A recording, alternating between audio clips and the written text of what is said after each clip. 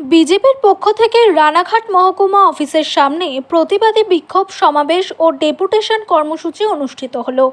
রাজ্য বিজেপির ডাকে রানাঘাট মহকুমা অফিসের সামনে প্রতিবাদী বিক্ষোভ সমাবেশে উপস্থিত ছিলেন রানাঘাট লোকসভা সাংসদ জগন্নাথ সরকার সহ মণ্ডলের মূল কমিটির সদস্যবৃন্দ, মণ্ডলের আইটি বর্ধিত মণ্ডল কমিটির সকল সদস্যবৃন্দ, সমস্ত মোর্চার সভাপতি ও সভার নেতৃবৃন্দ সহ সমস্ত মোর্চার সদস্যবৃন্দ।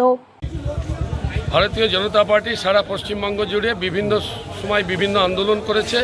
আরজি করে যে লোভর্ষক ধর্ষণ ও হত্যা হয়েছে তার প্রতিবাদে অলরেডি আজ রাজ্যের প্রোগ্রামের উপর ভিত্তি করে নদিয়া দক্ষিণ যে জেলা অর্থাৎ রানাঘাট লোকসভা কেন্দ্রের সমস্ত কার্যকর্তা এবং এখানকার সম্মানীয় এমপি জগন্নাথ সরকারের উপস্থিতিতে আজ এসডিও অফিসে আমাদের ডেপুটেশন ছিল।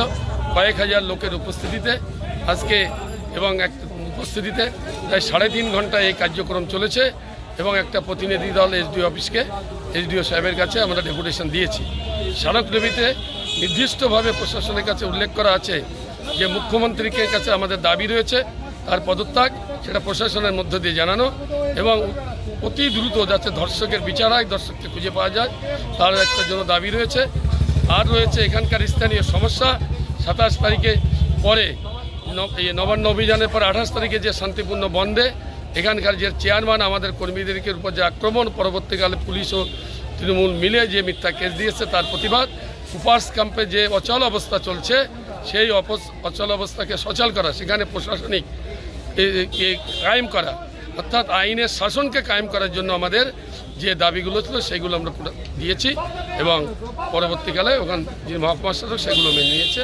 আমি রামপদ দাস, এই নবদ্বীপ বিভাগের কনভেনার, যার মধ্যে 5টা লোকসভা আছে: জঙ্গিপুর, মুর্শিদাবাদ, বহরমপুর, কৃষ্ণনগর এবং রানাঘাট।